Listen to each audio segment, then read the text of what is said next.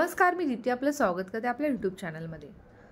आज आपण चांदीचा एक चौकोर तुकडा आपल्या जवळ ठेवल्याने त्याचा आपल्याला काय फायदा होतो याविषयी जाणून घेणार आहोत।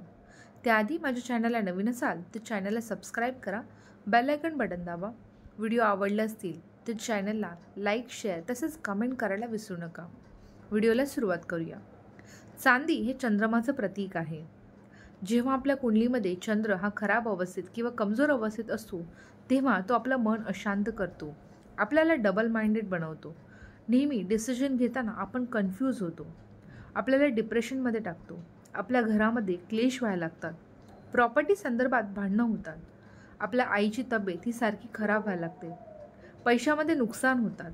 तर जेव्हा चंद्र हा कमजोर अवस्थेत असतो तेव्हा यासारख्या समस्यांना सामना करावा लागतो। यावरती आपल्याला उपाय म्हणून आपल्याजवळ चांदीचा एक चौकोर तुकडा जवळ ठेवायचा आहे। हा चौकोर तुकडा आपल्याला पर्समध्ये ठेवायचा नाही आहे, तर आपल्या जवळ ठेवायचा आहे। तसेच जर आपल्याला जमलं तर तो आपल्या गळ्यातही घालू शकतात। तर आजचा व्हिडिओ तुम्हाला कसा वाटला कमेंट सेक्शनमध्ये नक्की कळवा।